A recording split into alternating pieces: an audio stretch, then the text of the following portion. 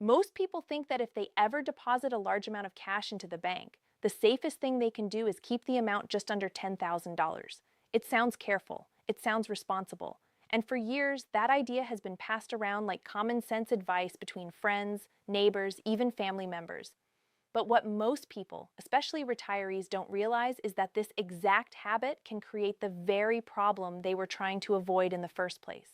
In fact, the moment someone starts breaking deposits into smaller amounts specifically to stay under that number, they can accidentally cross into something federal law takes very seriously.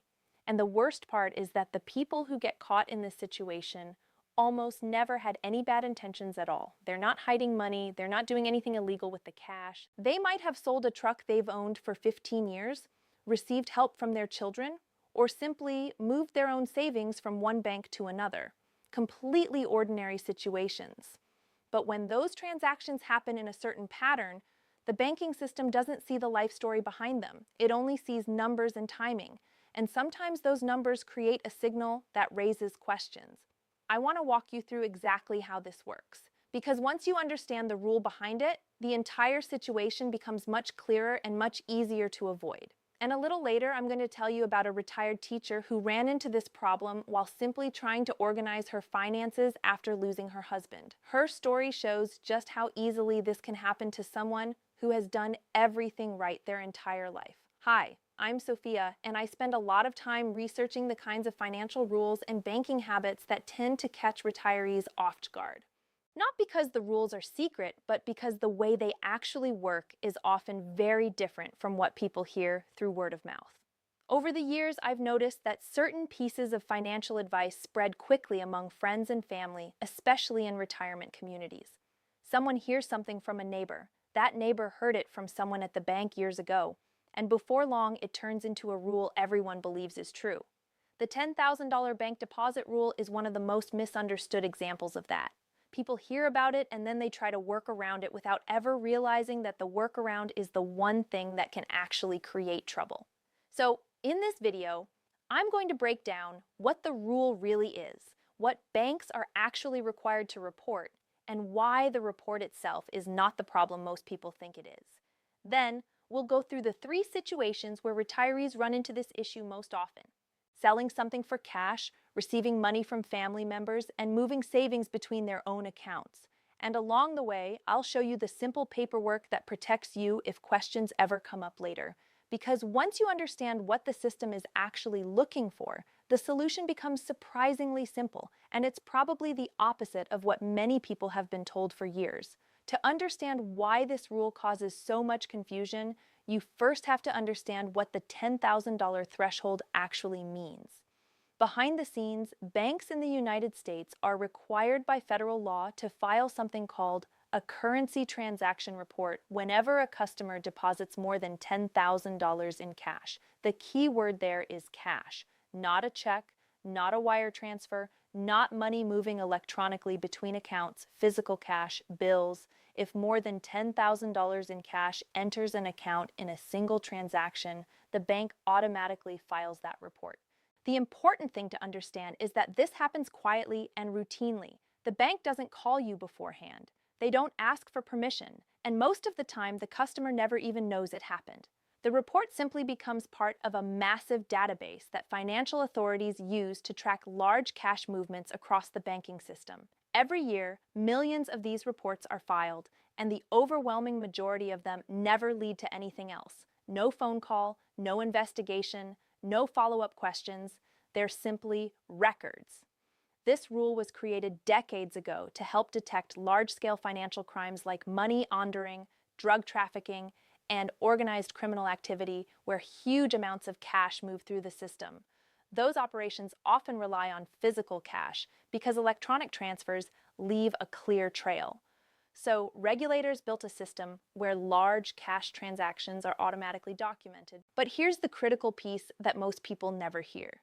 The report itself is not an accusation. It doesn't mean the government believes you did something wrong. It doesn't start an investigation by itself. It simply records that a certain amount of cash moved through the banking system at a certain time. Think of it more like a receipt in a giant filing cabinet than a warning signal. Where the confusion begins is what happens after people hear about this rule. Somewhere along the way, someone decided that if the bank only reports deposits over $10,000, the smart thing to do would be to stay under that number. And once that idea started spreading, it took on a life of its own. People began giving each other advice that sounded logical on the surface. If you have $11,000 in cash, deposit $9,000 today and the rest next week. If you're bringing a large amount to the bank, split it between accounts, have your spouse deposit part of it at another branch, break it up into smaller pieces so it doesn't trigger the report. It feels like common sense problem solving. The problem is that the law anticipated that exact behavior because once someone intentionally divides money into smaller deposits to avoid the $10,000 reporting threshold, the transaction enters a completely different category under federal law. That behavior has a name: structuring. And structuring is not just discouraged or frowned upon. It's actually considered a federal offense. The irony is almost painful when you see how often this happens to ordinary people. Someone spends 40 years working honestly, saving money carefully, doing everything by the book. Then they hear a piece of well-meaning advice about staying under the limit, and suddenly the way they deposit their own money creates a pattern that looks suspicious to the banking system. The reason structuring is treated so seriously is because it's exactly how criminal organizations used to move large amounts of cash through banks without triggering the reporting system. Instead of depositing $50,000 at once, they would break it into smaller pieces and send people to different branches or different days. Regulators learned to watch for those patterns, and today, modern banking software is extremely good at spotting them. It doesn't care whether the person making the deposits is a career criminal or a retired school teacher. It simply sees repeated deposits that consistently land just below the reporting threshold, and the system flags the pattern for review.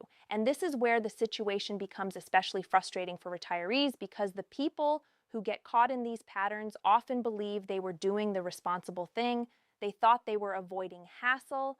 They thought they were protecting themselves from unwanted attention. In reality, the very action they took to stay invisible can be the thing that draws attention in the first place. That's why understanding this rule matters so much. Not because depositing a large amount of money is dangerous. It isn't. But because misunderstanding how the rule works can lead people to make decisions that create unnecessary questions later. Now let's talk about where this actually shows up in real life. Because there are 3 situations where retirees run into this issue over and over again. The first one happens when someone sells something for cash, and it's probably more common than you might think. One of the most common ways retirees run into this situation is surprisingly simple.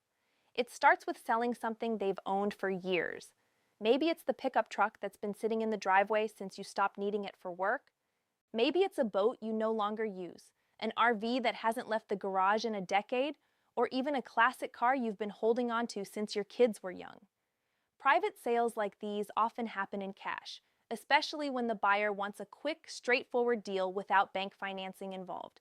So imagine someone shows up, looks over the vehicle, agrees on a price, and hands you $11,000 in cash.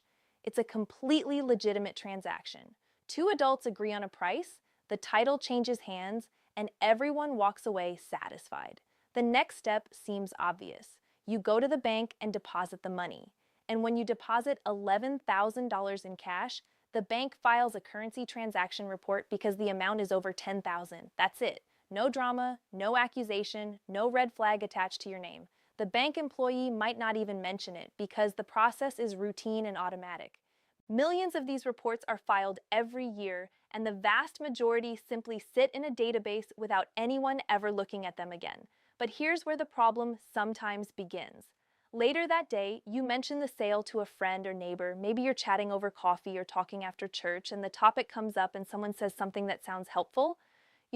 You probably shouldn't have deposited all that at once. If you keep it under $10,000, the bank doesn't have to report it. That comment gets repeated in different ways all the time. Sometimes people say $9,900, sometimes they say $9,500 just to be safe. The numbers vary, but the idea is always the same. Stay under the threshold. So the next time cash comes in, maybe you sell another piece of equipment, maybe you receive a payment for something you've been holding on to, you try to follow that advice. Instead of depositing the full amount, you split it up. $8,000 today, $3,000 next week. It feels cautious. It feels organized. But from the perspective of the banking system, that pattern looks exactly like someone deliberately trying to avoid the reporting rule. And that's the moment when a perfectly clean transaction can begin to look unusual, not because of the money itself, but because of the pattern created by those smaller deposits. When the system sees repeated transactions that appear designed to stay under the reporting limit, that pattern is what triggers attention.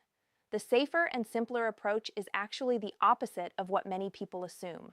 If you receive $11,000 from selling a vehicle, deposit the entire $11,000 at once. Let the report be filed automatically. There's nothing wrong with that transaction. What protects you is the paperwork behind it, a bill of sale showing the buyer's name and the sale price, the title transfer confirming the ownership change, and the bank receipt showing when the money was deposited. Those three pieces of documentation tell the entire story clearly and immediately. If anyone ever asked about the deposit, which is rare, you would simply have a clean paper trail explaining exactly where the money came from. The second situation where retirees run into confusion around this rule happens inside families, and it usually begins with good intentions. As children grow older and become financially stable, it's not uncommon for them to want to help their parents. Sometimes it's because medical expenses appear unexpectedly. Sometimes a roof needs replacing or a major home repair comes up. Other times, a child sells a business or receives a large bonus and decides they want to share some of that success with their parents. So, a son might say, "Let me give you $15,000 to help with the house." Or a daughter might send money to help cover medical bills that insurance didn't fully handle. These situations are incredibly common, and they are completely legal. In fact, the tax rules around gifts are often misunderstood in the opposite direction. The person receiving the gift typically does not owe income tax on that money at all. A gift is not considered income for the recipient. But once again, the confusion starts when everyone involved begins trying to make the transfer easier. The son might say, "I'll send it in smaller amounts so the bank doesn't make a big deal out of it." The daughter might suggest depositing some of the money this month and the rest later. A spouse might say, "We'll just put half in my account and half in yours." All of these suggestions come from the same instinct to keep things simple and avoid paperwork. Unfortunately, those well-meaning strategies can unintentionally create the same structuring pattern we talked about earlier. Instead, the cleanest way to handle a family gift is straightforward. Transfer the entire amount in one transaction. If the money is sent by check or wire transfer, the paper trail already exists automatically. The bank can see exactly where the funds came from, and the transfer is documented. If the gift happens in cash, the best approach is still to deposit the full amount at once and simply keep a short written record explaining it. That record doesn't have to be complicated. It doesn't require a lawyer, and it doesn't need a notary. A simple letter works perfectly well. Something as basic as a signed and dated note that says, "I gave this amount of money to my parent as a personal gift on this date." That single page of paper combined with the bank deposit receipt provides clear documentation of the transaction. If questions ever arise years later, the explanation is already sitting in your records. Now, there's one more situation where retirees encounter this rule, and it's the one that surprises people the most because, in this case, the money isn't coming from a sale, and it isn't coming from family. It's your own money moving between your own accounts. And this is exactly where the story of that retired teacher begins. The story that really brought this issue into focus for me involved a retired teacher who had spent more than 4 decades in the classroom. She was 69 years old, recently widowed, and trying to sort through the financial pieces of her life after her husband passed away. Like many couples who have been together for a long time, they had accumulated accounts in different places over the years. One bank from when they first bought their home, another account opened later for convenience, a certificate of deposit that had been rolled over a few times. None of it was complicated in a financial sense, but emotionally it was exhausting. When someone you've shared your life with is suddenly gone, even routine decisions feel heavier. Her goal was simple. She wanted to bring everything together into one bank so she could manage her finances more easily going forward. Instead of juggling statements from multiple institutions, she thought it would be easier to keep everything in one place. That decision makes perfect sense, and it's something financial advisors often recommend. Consolidating accounts simplifies record keeping, reduces confusion, and makes long-term planning easier. But the way she moved the money is what caused the problem. Instead of transferring the funds all at once, she moved them gradually over a few weeks. $9,000 one week, $8,000 another time, then another transfer just under the $10,000 mark a few days later. She wasn't trying to hide anything. In fact, she wasn't even thinking about the reporting rule. She simply assumed smaller transfers would be easier to manage and less complicated to deal with, while she was already overwhelmed with paperwork, funeral arrangements, and everything else that follows the loss of a spouse. About 6 weeks later, she received a letter asking her to explain the pattern of transactions. Imagine how unsettling that must feel. You've done nothing wrong. The money is your own savings accumulated over decades of honest work. Yet, suddenly, there's a question about how it moved through your accounts. Situations like this rarely escalate into anything serious once the explanation is provided, but the experience itself can still be stressful, especially for someone already going through a difficult time. And the reason it happened had nothing to do with who she was as a person. The system didn't know she had lost her husband. It didn't know she had been a teacher for 40 years. It didn't know she was simply trying to make her financial life a little easier. All the system saw was a series of deposits repeatedly landing just below the $10,000 threshold within a short period of time. To automated monitoring software, that pattern can resemble structuring. This is one of the most important things to understand about modern banking oversight. Much of it is driven by software designed to detect patterns, not personal circumstances. The algorithm looks for certain behaviors that historically matched financial crime. Repeated deposits just under the reporting threshold are one of those behaviors. Once that pattern appears, the system flags it for review. Now, here's the part that matters for anyone managing their retirement savings. Moving your own money between your own accounts is perfectly legal and extremely common. People do it every day when they change banks, consolidate accounts, or shift funds from a maturing certificate of deposit into a new account. The transfer itself isn't the issue. The pattern of smaller transfers is what can create confusion. So, when you need to move a large amount of money between accounts, the safest and simplest approach is to move it in a single transaction whenever possible. A wire transfer accomplishes this cleanly and immediately. A cashier's check can do the same thing if you're moving funds from one institution to another. Either way, the transaction creates a clear record that shows exactly where the money started and where it ended up. Sometimes a bank employee might ask a quick question about the transfer. That's normal. They're simply confirming the source of the funds. The answer can be straightforward and short. These are my personal savings being transferred from another account I own. One sentence is usually all that's needed. The goal isn't to give a long explanation. It's simply to confirm that the money is coming from a legitimate source. The documentation you keep in situations like this is also very simple. A statement from the original account showing the balance before the transfer, the confirmation of the wire transfer, or the receipt from the cashier's check. If the money came from a certificate of deposit that matured, keep the notice showing the maturity payout. These documents together form a clear timeline that explains the entire movement of the funds. And this brings us to something that many people overlook when thinking about financial rules like this. What truly protects you isn't trying to avoid reports or thresholds. It's having clear documentation that explains what actually happened. In other words, the paper trail is what matters most.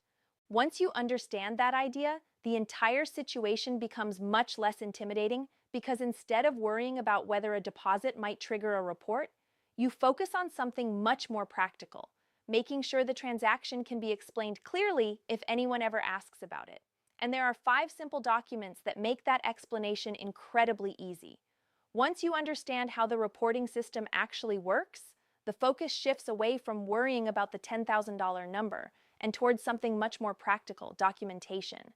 In almost every situation where a bank or financial institution asks about a transaction, they're not trying to trap you or accuse you of anything. They simply need to understand where the money came from and why it moved the way it did. And the fastest, easiest way to answer that question is with a small set of documents that explain the story clearly. The first and most important document is something that shows the reason the money exists in the first place. In other words, what created the transaction. If you sold a vehicle, that document is the bill of sale. If a family member gave you money, it's a short gift letter stating the amount and the date. If you moved funds between your own accounts, the explanation might simply be the transfer record from the bank. The purpose of this document is simple. It connects the money to a real-world event. Without it, you're just someone who deposited a large amount of cash and is trying to explain it verbally. With it, the explanation is already written down. The second piece of documentation is a bank statement from the account where the money originally came from. This becomes especially important when funds are moving between accounts you own. The first question anyone reviewing a transaction might ask is very straightforward. Where was the money before it appeared here? A statement showing the balance in the original account answers that question instantly. It establishes that the funds already existed and were simply transferred from one place to another. The third item is confirmation of the transaction itself. That might be a wire transfer receipt, a cashier's check stub, or the deposit confirmation from the bank. These documents show the exact date and amount of the movement. They're essentially timestamps that verify when the transaction occurred. And the good news is they take almost no effort to keep. Most banks provide digital confirmations automatically, so saving a copy often takes less than 30 seconds. The fourth piece of the puzzle is making sure your tax records tell the same story as your bank records. For example, if you sold a piece of property or equipment and deposited the money, that sale might also appear somewhere on your tax return. When both records align, the explanation becomes even stronger because it shows that the financial activity was properly reported where it needed to be. When the numbers match across documents, there's nothing left to question. And the fifth piece of protection is how you respond if a question ever does come up. Sometimes a bank might reach out and ask for clarification about a transaction pattern. When that happens, the best approach is usually the simplest one. Provide a clear answer once, supported by the documents you already have. There's no need to over-explain or volunteer extra details that weren't requested. A short explanation backed by paperwork resolves most situations immediately. If the matter ever becomes more complicated, which is uncommon, that's the point where it makes sense to speak with a CPA or tax attorney before providing additional information. When you step back and look at these 5 pieces together, you start to see the bigger picture. None of them are complicated. None require special legal training. They're simply records that explain the life events behind financial transactions. Selling something, receiving help from family, or moving your own savings between accounts are all ordinary parts of managing money. Documentation just ensures those events can be understood clearly if anyone ever needs to review them later. Now, before we wrap this up, there are a few ideas about the $10,000 rule that circulate constantly, and they cause more confusion than almost anything else. You've probably heard at least one of them before. The first myth is the one we touched on earlier, that depositing $9,900 somehow keeps you safe. In reality, that specific number is one of the most commonly flagged deposit amounts there is. When someone repeatedly deposits amounts that land just under the reporting threshold, the pattern stands out very clearly to monitoring systems. Banks aren't only looking for deposits over $10,000. They're also watching for patterns that suggest someone is intentionally staying below that number. So the idea that $9,900 is a safe zone simply isn't true. The second myth is the belief that only people involved in illegal activity ever receive questions about their transactions. That assumption feels comforting, but it isn't accurate. The monitoring systems used by banks are largely automated. They aren't judging someone's character or reviewing their life story before flagging a pattern. They're simply identifying activity that matches certain criteria. That means perfectly honest people sometimes receive routine questions about transactions that look unusual from a data perspective. Once those questions are answered, the situation usually ends there. The third myth is one that retirees hear surprisingly often. The idea that once you're living on a fixed income, these rules no longer really apply to you. Some people assume that because they're no longer running a business or earning a large salary, their transactions won't attract attention. But the reporting requirements don't include an age exemption or a retirement exemption. A 72-year-old depositing cash is treated exactly the same way as a 35-year-old business owner depositing cash. The system simply records the transaction. And understanding that reality is actually empowering, because once you know how the rule works and what truly matters, you can manage your banking activities without worrying about accidental mistakes. When you strip away all the confusion, all the rumors, and all the half-true advice that circulates about the $10,000 rule, the reality is actually very simple. The system was created to track large movements of physical cash in order to detect serious financial crimes.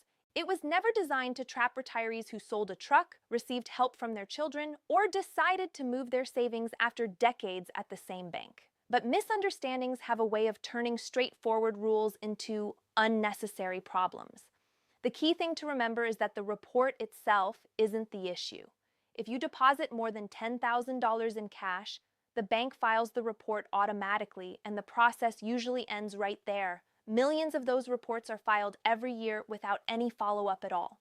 What creates complications is when people try to work around the reporting rule by dividing transactions into smaller pieces. So, if there's one idea I want you to walk away with today, it's this. Never break up a deposit just to stay under the reporting number. That single habit is what creates the pattern that financial systems are designed to detect. Instead, handle legitimate transactions openly and keep the small set of records that explain what happened. In practical terms, that means 3 very straightforward habits. First, deposit legitimate money in full rather than splitting it up. If you sold something for $11,000, deposit $11,000. If a family member gives you $15,000 to help with expenses, deposit the full amount. Let the normal reporting process happen and move on. Second, keep simple documentation that explains the transaction. A bill of sale, a gift letter, a bank statement, or a transfer receipt takes only minutes to save, but those documents can answer questions instantly if they ever arise. Think of them as a short written history of where the money came from and where it went. And third, remember that moving your own savings between accounts is completely normal. Just move the funds in one clean transaction whenever possible and keep the confirmation record from the bank. Clear transfers with clear records rarely create confusion. When people run into trouble with this rule, it's almost never because they did something dishonest. It's usually because they were given advice that sounded helpful but turned out to be backwards. Someone told them to stay under the number. Someone suggested breaking deposits into smaller amounts. Someone believed that avoiding the report was the safest move. In reality, transparency and documentation are what keep everything simple. Now that you know how the rule actually works, you're already in a much better position than most people. Instead of guessing or relying on secondhand advice, you understand what the banking system is actually looking for and how ordinary transactions fit into that process. And that knowledge alone prevents the mistake that catches so many people off guard.